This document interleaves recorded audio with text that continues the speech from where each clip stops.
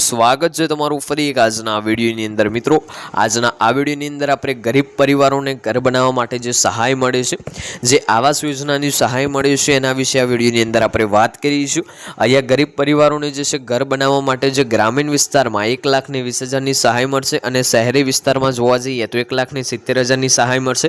આ સહાય મેળવવા માટે અને તમારું અહીંયા પાકું મકાન બનાવવા માટે તમારે કઈ રીતે અરજી કરવાની છે, અરજી કરવા માટે કયું ફોર્મ ભરવું પડશે, ऑनलाइन अरजी करवानी है कि ऑफलाइन अरजी करवानी है, कया कया डॉक्यूमेंट लागशे अने अरजी करवानी छेल्ली तारीख कई छे ने क्या फॉर्म जमा कराववानुं छे, आ तमाम माहिती तमने आजना आ विडियोनी अंदर मळी रहेवानी छे।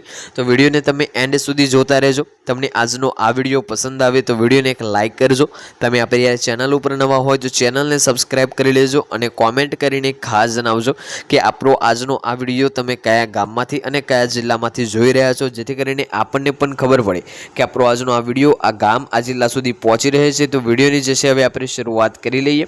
सौप्रथम अहींया आपणे वात करीए तो दरेक परिवारनुं स्वप्न होय छे कि तेमनुं पोतानुं पाकું मकान होय। मित्रों जोवा जईए तो दरेक परिवारोनुं एक एवुं मोटुं स्वप्न होय छे कि एमनुं पोतानुं एक पाकું मकान होय, परंतु नबળી आर्थिक स्थितिने कारणे घणा लोको जे छे અત્યાર સુધી आ स्वप्न पूर्ण करी शक्या नथी। मित्रों तमे जोशो तो भारतमां पण गरीबी एटली छे अने आ गरीबीथी लोको जे छे पोतानुं पाकું मकान पण बनावी शक्या नथी। आर्थिक स्थितिना कारणे आवुं जे छे पोतानुं स्वप्न पूरुं करी शक्या नथी। आ जरूरियातमंद अने बेघर परिवारोने जे छे ध्यानमां राखीने केंद्र सरकारे प्रधानमंत्री किसान सन्मान निधि योजना आवास योजना शरू करी छे। मित्रों आवा जे बेघर परिवारो छे के जेमना माटे रहेवा माटे पोतानुं घर नथी, ए लोकोने ध्यानमां राखीने केंद्र सरकार द्वारा जे छे प्रधानमंत्री आवास योजना शरू करवामां आवी छे। आमां सरकार अरजी करनार पात्र परिवारने ₹1,20,000 थी लईने ₹1,30,000 ની रकम आपशे। मित्रों जे आमां परिवार छे, जे पात्र परिवारो छे के जेमने खरेखर पोताना घरनी जरूर छे, ए आ अरजी करी शके छे अने अरजी करवाथी तेमने 1,20,000 थी लईने 1,30,000 રૂપિયાની સહાય મળશે, જેથી તેઓ તેમની સુવિધાને જે છે અનુસાર કાયમી ઘર બનાવી શકશે। મિત્રો આ સહાયથી તે જે ખેડૂત છે પોતે અથવા તો જે આમ નાગરિક છે પોતે પોતાનું રહેઠાણ બનાવી શકશે। આ ઉપરાંત પ્રધાનમંત્રી આવાસ યોજના હેઠળ ગૃહ લોન પર વ્યાજ પર સબસિડી પણ ઉપલબ્ધ છે। મિત્રો આ ઉપરાંત જોવા જઈએ તો પ્રધાનમંત્રી જે આવાસ યોજના છે આના ઉપર ગૃહ લોન પણ તમને મળી શકે છે।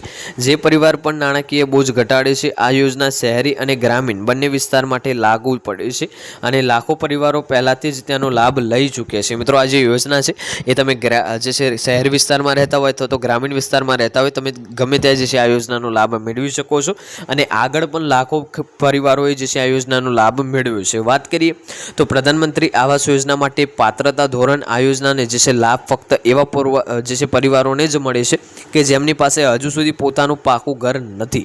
મિત્રો વાત કરીએ તો આની પાત્રતા એવી છે કે જે પરિવારને હજુ સુધી પોતાનું પાકું મકાન નથી એવા જ ગરીબ પરિવારોને આ યોજના અંતર્ગત લાભ આપવામાં આવશે અને પરિવારના કોઈપણ સભ્યના નામે કોઈ ઘર નોંધાયેલું નથી તો તમને આ યોજના અંતર્ગત લાભ મળશે।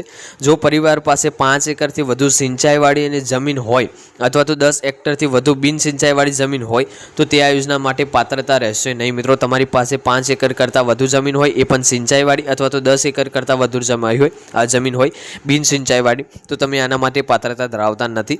અરજદાર અને તેમના પરિવાર કોઈપણ સભ્ય અગાઉ અન્ય આવાસ યોજનાનો લાભ લીધો ન હોવો જોઈએ, એટલે કે પરિવારમાંથી કોઈપણ સભ્યએ આગળ કોઈ આવાસ યોજનાનો લાભ લીધો ન હોવો જોઈએ। યોજના લાભ ફક્ત તેવા પરિવારોને જ મળશે જેમની આર્થિક સ્થિતિ કાયમી રીતે નબળી છે અને તેઓ જે ખરેખર પોતાનું ઘર બનાવવા માંગે છે આવા પરિવારોને જ યોજના અંતર્ગત લાભ મળશે।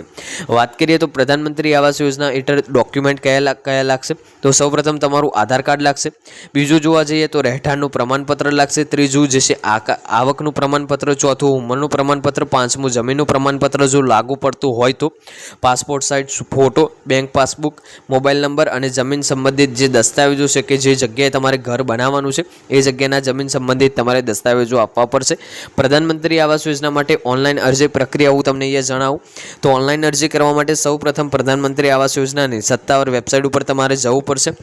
ત્યાર પછી જે હોમ પેજ ઉપર ક્લિક ટુ પ્રોસેસ બટન છે એના ઉપર ક્લિક કરવાનું છે। હવે એકમાત્ર તપાસ ફોર્મ ખુલશે જેમાં તમારે પૂછવામાં આવેલ બધી જ માહિતી કાળજીપૂર્વક ભરવાની રહેશે અને યોગ્યતા તપાસ પર ક્લિક કરવાનું રહેશે. હવે તમારા આધાર કાર્ડ નંબર દાખલ કરવાનો છે અને ત્યાર પછી ઓટીપી જનરેટ થશે અને ઓટીપી તમને પ્રાપ્ત થશે. આ બધું દાખલ કર્યા પછી પ્રધાનમંત્રી આવાસ યોજના 2.0નું ફોર્મ ખુલશે જેમાં તમારી બધી જ માહિતી યોગ્ય રીતે ભરવાની રહેશે અને ત્યારબાદ ઉપર જણાવેલ બધા જ દસ્તાવેજો સ્કેન કરીને અપલોડ કરવા પડશે. જ્યારે બધું થઈ જાય ત્યારે હવે તમારે તેની સબસિડી કરવાનું રહેશે. સબસિડી મેળવવા માટે તમારે અનેક નોંધણી નંબર જોશે. તેની સાથે તમારે સુરક્ષા રાખો અને તેથી જે નોંધણી નંબર તમને મળ્યો છે તમારે સાચવી રાખવાનો છે, જેની મદદથી તમે પછીની તમામ અરજીની સ્થિતિ ચકાસી શકશો. તો આ રીતે તમે આની ઓનલાઈન અરજી કરી શકો છો. તો આજનો આ વિડીયો આપણે અહીંયા પૂર્ણ કરીએ છીએ. વિડીયો તમને પસંદ આવ્યો હોય તો વિડીયોને એક લાઇક કરજો, ચેનલ ઉપર નવા હોય તો ચેનલને સબસ્ક્રાઇબ કરજો અને કોમેન્ટ કરીને ખાસ જણાવજો આજનો આ વિડીયો તમને કેવો લાગ્યો. મળીશું આગળના વિડીયોમાં. ત્યાં સુધી જય ભારત, જય હિન્દ.